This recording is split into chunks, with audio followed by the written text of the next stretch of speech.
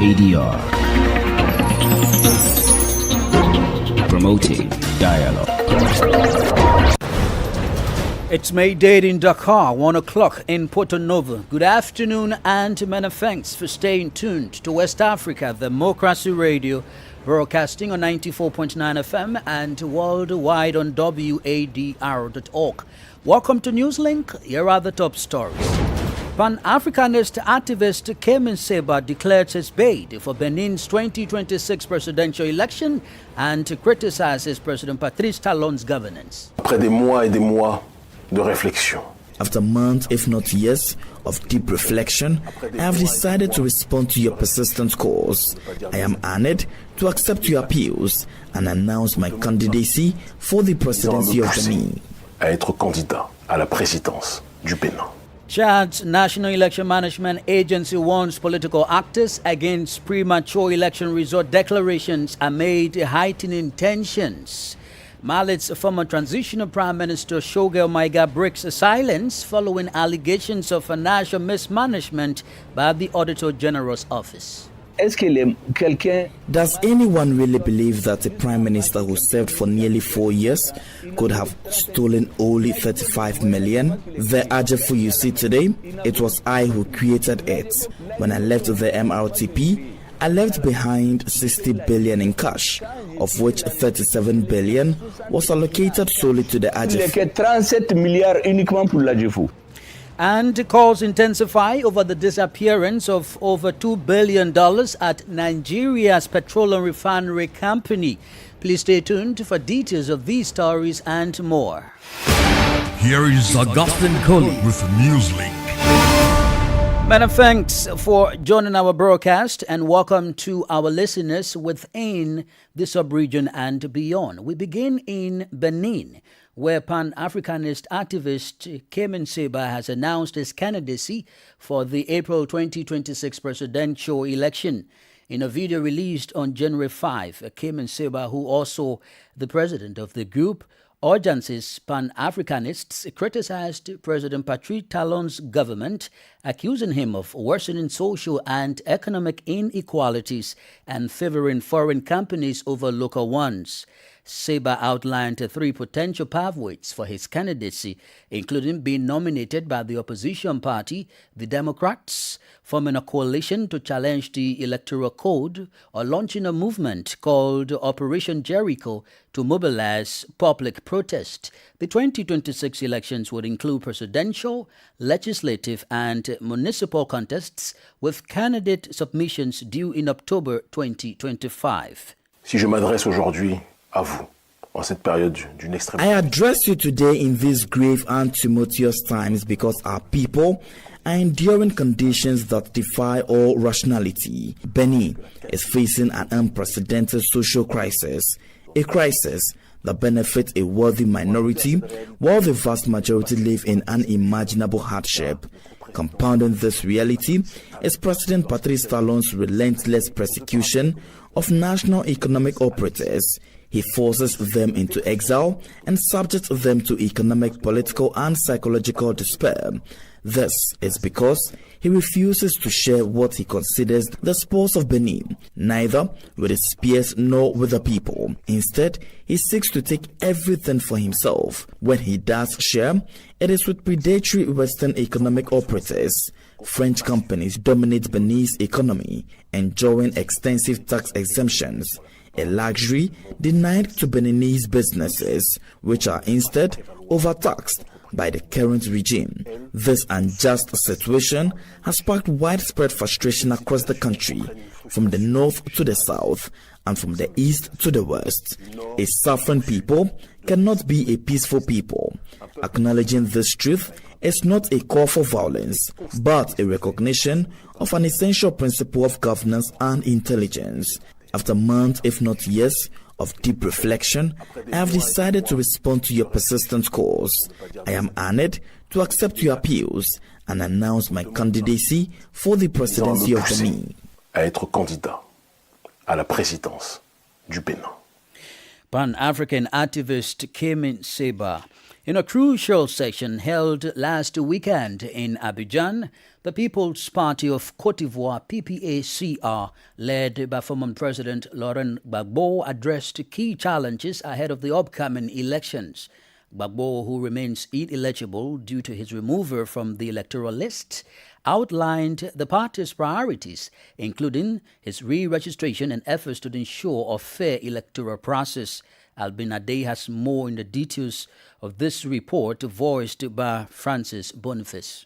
For former Ivorian President Laurent Gbagbo and the candidates for the People's Party of Côte d'Ivoire, PPACI, the goal in this election is twofold: to continue the political and legal efforts aimed at restoring his eligibility for the upcoming presidential election in October.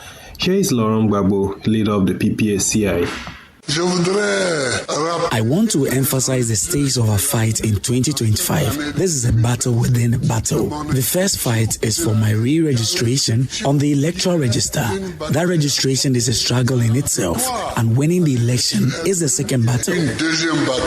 After being removed from the electoral list due to his conviction in Côte d'Ivoire, Laurent Gbagbo is ineligible to run in the next presidential election, despite being his party's candidate. Only an amnesty law can restore his eligibility. He has once again called on Ivorian President Alassane Ouattara to address the issue, reminding him of the intervention he, Gbagbo, made in Ouattara's favor when Ouattara faced the same challenge during Gbagbo's presidency.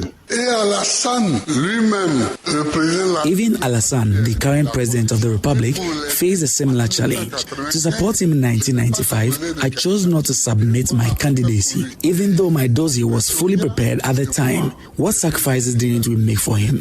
In Pretoria, I took the initiative to ask Thabo Mbeki to write me a letter stating that he believed it would be good for Alassane to run as a candidate. Using that letter, I authorized all candidacies, including his. At the end of the PPCI meeting, a plan was adopted to mobilize supporters for the upcoming presidential election. Several activities will be organized starting in January 2025. The PPSCI will also push for an inclusive, transparent, and democratic election in October 2025. Francis Boniface with the details of Abidjan correspondent Albin Ade's report. Still on electoral matters, the National Election Management Agency has cautioned Chadian political parties against prematurely declaring results from the December 28 to 29, 2024 elections, emphasizing that it is the sole body authorized to announce provisional results. More than 8 million voters participated to elect deputies, senators, and municipal councillors, but the post-election period has been marked by tension and accusations.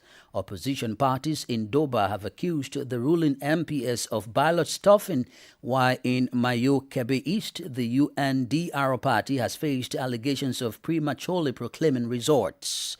The Commission President Ahmed Bachiret condemned such actions as violations of the Electoral Code and urged political actors to remain calm and patient with provisional results expected by mid-January.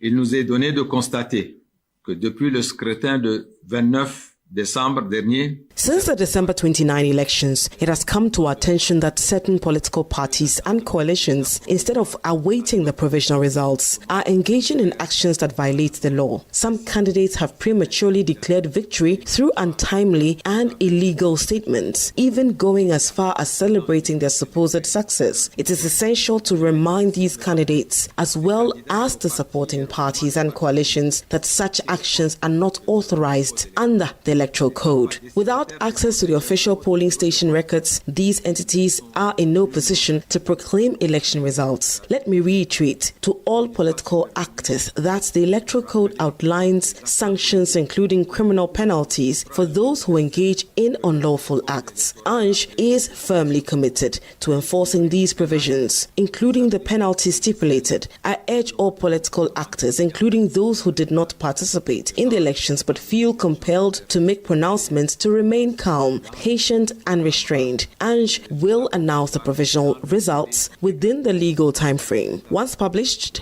these results can be contested through the proper channels and within the designated time limits. Lastly, I wish to commend and encourage candidates, political parties and coalitions that have shown responsible conduct throughout this process. I urge them to remain confident and composed as we move forward. À demeurer confiant et serein. Ahmed Bachiret is the president of the National Election Management Agency in Chad. More stories coming up on West Africa Democracy Radio. Newslink continues. As Ghana prepares for the dissolution of its 8th parliament on today, Monday, January 6, President-elect John Mahama has officially endorsed the current speaker, the Right Honorable Aban Bagbane, to lead the 9th Parliament of the 4th Republic. In a statement signed by his special aide Felix Kwai Ofosu on Sunday, January 5, President-elect Mahama directed the leadership of the National Democratic Congress to re-nominate Bagbane, citing his exceptional parliamentary service and leadership. WADR's Nadia Tete reports. The Right Honourable Alban Sumana Kingsford Bagbane, a veteran legislator and former MP of Nadoli Kaleo, has served as both minority and majority leader before his current role as Speaker of the 8th Parliament. The President-elect, John Dramani Mahama, highlighted Bagbane's extensive experience and assured that his leadership will strengthen Parliament's capacity to promote democracy and legislative development. Felix Kwachi Ofosu is the President-elect's special aide. President Mahama consulted with the national leadership of the NDC and the parliamentary leadership.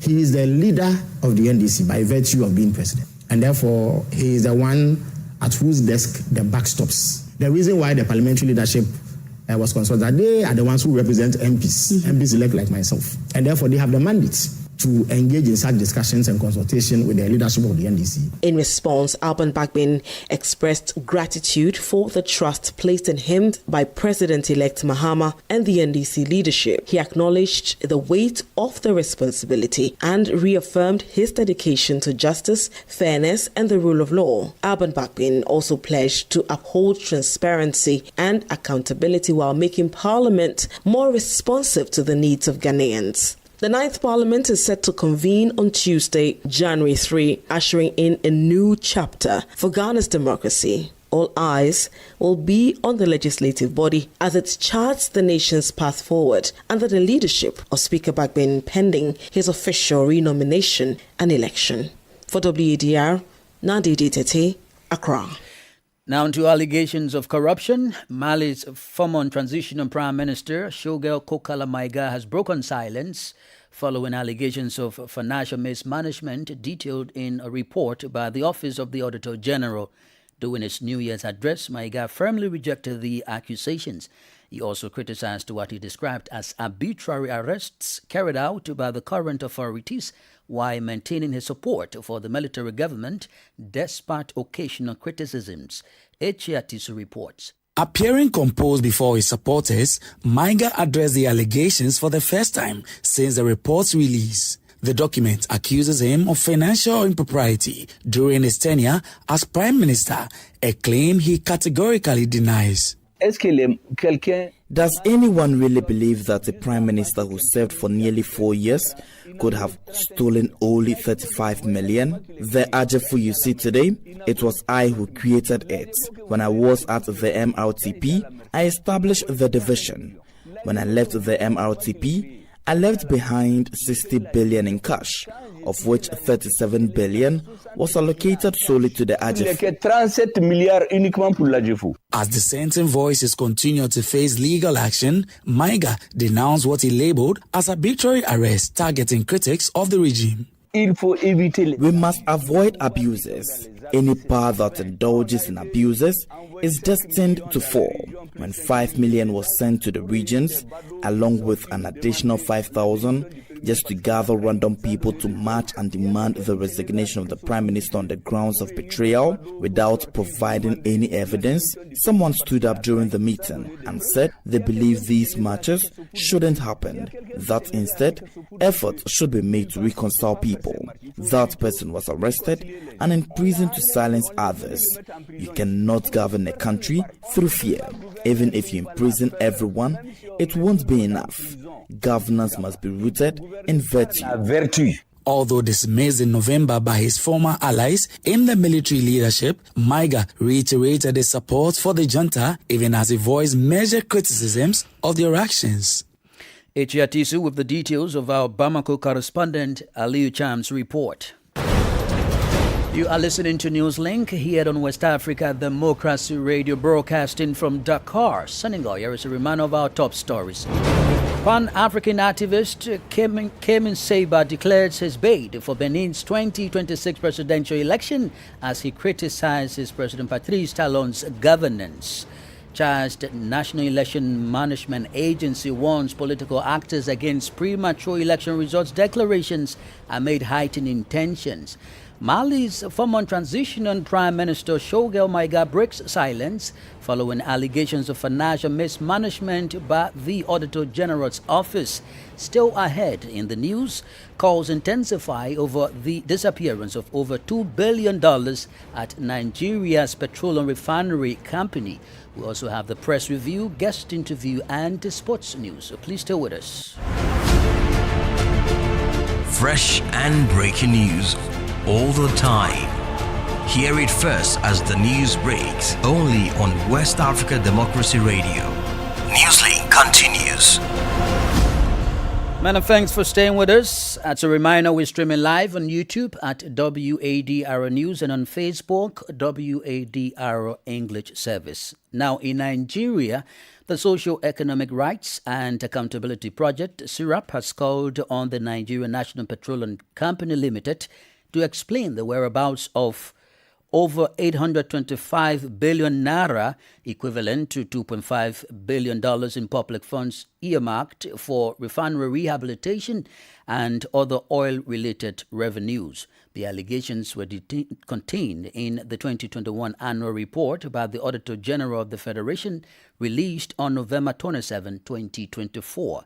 Usma Umar has more in this report. In a letter dated January 4, 2025 and signed by Deputy Director Kolawale Oluwadari, SERAP urged Nigerian National Petroleum Company Limited, NNPCL, Chief Executive Officer Mele Kyari to identify those responsible and hand them over to anti-corruption agencies, including the Economic and Financial Crimes Commission and the Independent Corrupt Practices Commission. The Auditor General's report outlines a series of unaccounted funds, including over 82 billion naira for refinery repairs, 343 billion naira from domestic crude sales, and $2.26 billion in unpaid oil royalties. SERAP warned that these financial discrepancies undermine Nigeria's economic development and exacerbate poverty. SERAP has therefore given the NNPCL 7 days to act, threatening legal action to ensure compliance. The organization emphasized that public accountability aligns with Nigeria's constitutional obligations and commitment to combat corruption.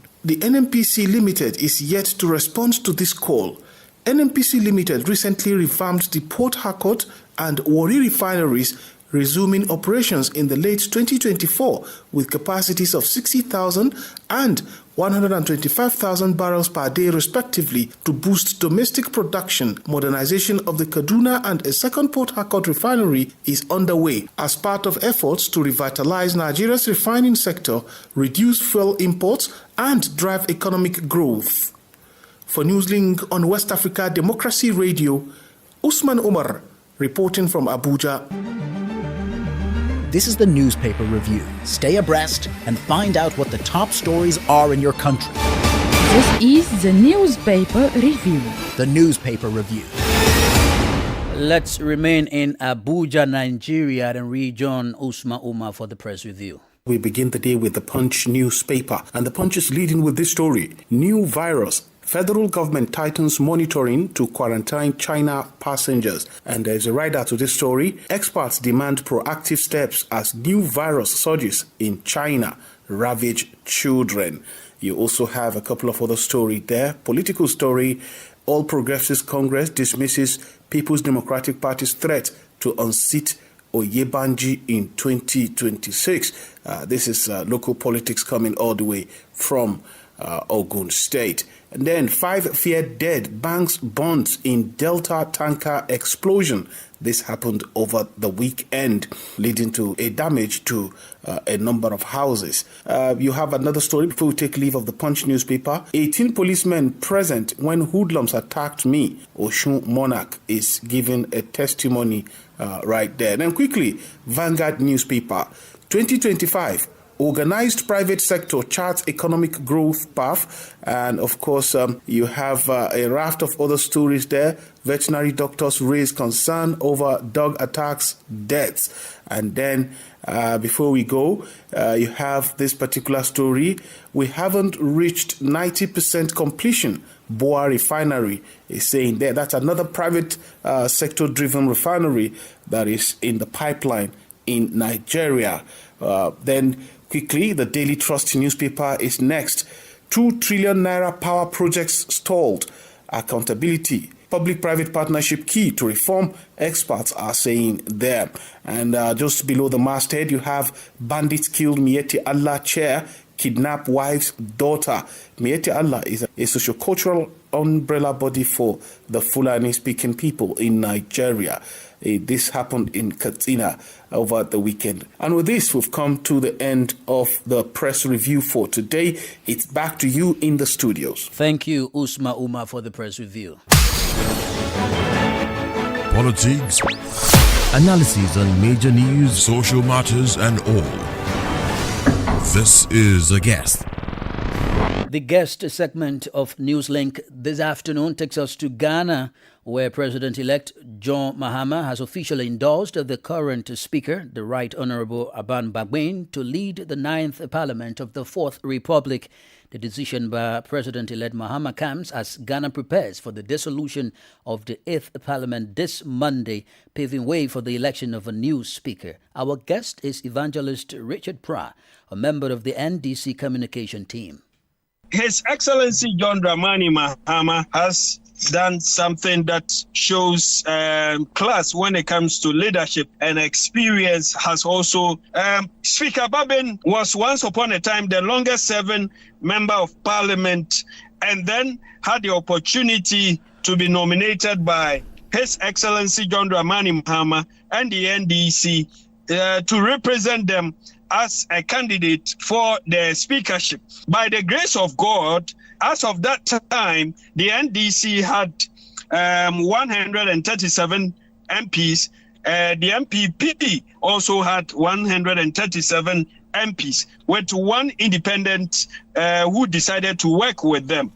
When they went into the election, that is 4 years ago, Speaker Babin won overwhelmingly against the nomination by the outgoing president, Nana Addo Dankwa Akufo-Addo, whose candidate was the former speaker, Speaker Mike Okoye. How independent do you think Bagbin will be when he becomes Speaker of the 9th Parliament, especially when he is a member of the NDC and being nominated by the incoming president? Thank you, my brother, for this question. Personally, I have had the opportunity to be lectured and nurtured by Speaker Babin. And from that experience, he is a very fair-minded person and would do a good job, even though the NDC has this 2/3, and then him being a member of the party, and especially when he has been nominated by the incoming president, His Excellency John Dramani Mahama, I can say for sure that he will be fair, and his judgment will be one that will not be colored by his political affiliation. He will do a good job. That I can predict. Speaker Bagbin had an issue with the Supreme Court taking decision regarding legislative matters, to the extent that he tried to set up a procedure that communication coming in the parliament should be directed to a specific committee, especially when they are in session, instead of halting legislative processes through a citation from the court. Don't you think he will intend to restrict the Supreme Court in terms of complaints being brought to aid by maybe NPP members who may feel disenchanted as per his rule? We have 3 arms of government: the executive, legislature, and the judiciary. All of them, per the Constitution of Ghana, are independent, even though their work sometimes are interlinked. So whatever happens in Parliament, it should not override the rules and the Constitution. Any judgment that comes from our Supreme Court should not be seen as overriding that of Parliament, which also is independent and has its own rules when it comes to the House. Parliament is a master of its own game or rules. So I don't foresee that friction that happened in the past 3 months or 2 months coming up again and having any effect, or what the work of Parliament under the leadership of Speaker Babin will be. Evangelist Richard Pratt is a member of the NDC communication team. And here is Sankele Janko with sports.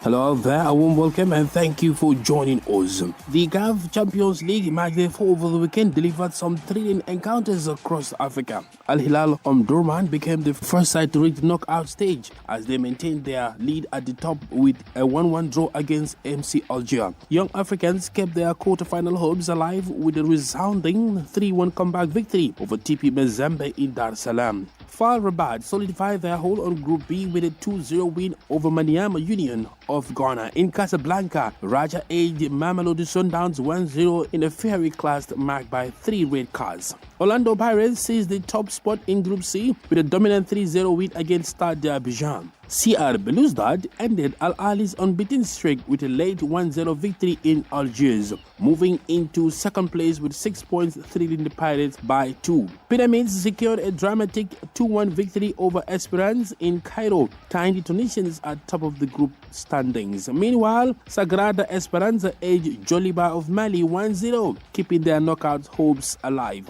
In the Confederation Cup, Nigeria's Enyimba put in a masterclass performance against Mozambique's Black Bulls with a clinical 4-1 victory on Sunday. In Abidjan, ASEC Mimosas were held to a 1-1 draw by former winners USM Alger, whose points away from home sees them maintain their lead position in Group C, followed by Mimosas of Cote d'Ivoire, Jaraf of Senegal, and Orapa United. And that's it for sports. It's back to you.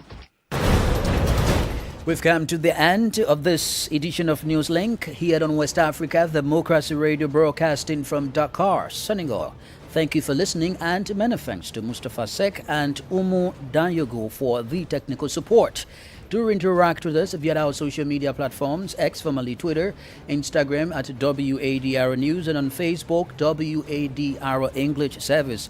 Coming up at the bottom of the hour is our flagship health program, Well Buddy, to be followed at 1 p.m. by the news in French, which is Info Cheveux with Mustafa Jakiti. I am Augustine Kali. Good afternoon. And many thanks to you for listening to Newslink via Hot 104.3 FM, New Me FM 94.0, Hilltop Radio 104.